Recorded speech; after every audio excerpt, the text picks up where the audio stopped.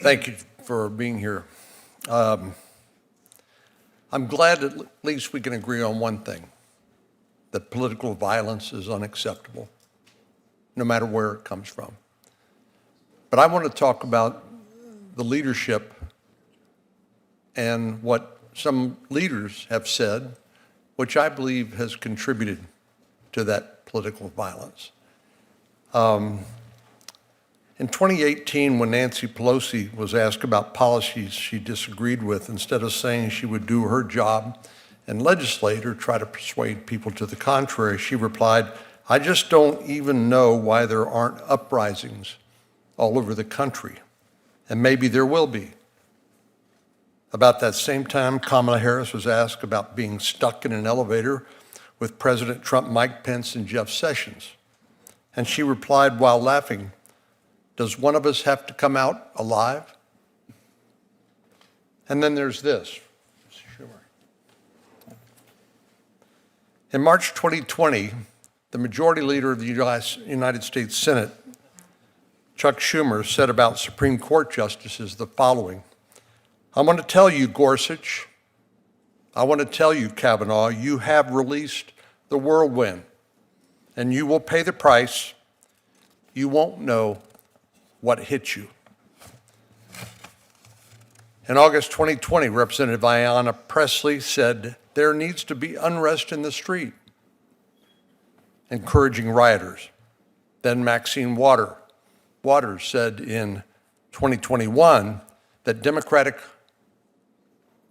rioters should, quote, "get more confrontational," close quote, with police. She said, "If you see anybody from Trump's cabinet in a restaurant, in a department store, at a gas station, you get out and create a crowd and you push back on them and you tell them they're not welcome anymore, anywhere." And then in 2023, Delegate Stacey Plaskett said on MSNBC that President Trump needs to be shot. In 2024, President Biden told Democratic donors that it was time to put Trump, this is the President of the United States, told Democratic donors it was time to put Trump in the bullseye.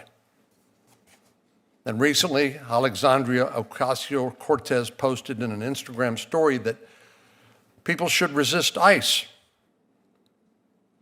And then Jasmine Crockett, a member of the House of Representatives from the state of Texas.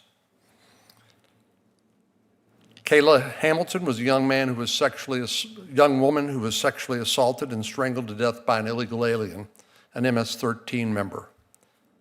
I lead a bill named in her honor here in the Senate. Representative Jasmine Crockett called Kayla Hamilton a, quote, "random dead person."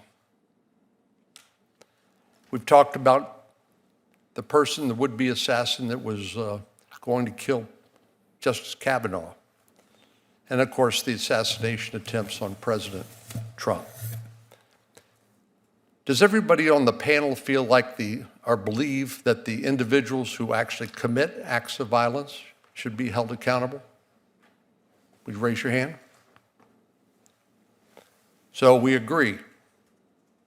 Acts of political violence are unacceptable, and the individual who commits those acts should be held accountable. But I want to talk about the political leadership that I think has a greater responsibility, people who serve as the elected representatives of the American people. Is there anybody believe that they bear no responsibility for inciting or encouraging acts of violence?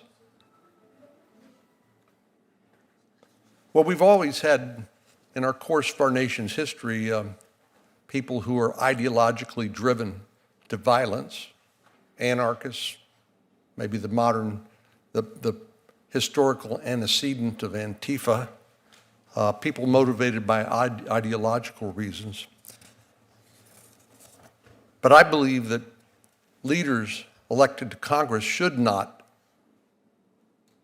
say or do things which suggest that political violence is acceptable. And the examples I read to you just now, I think, should be condemned.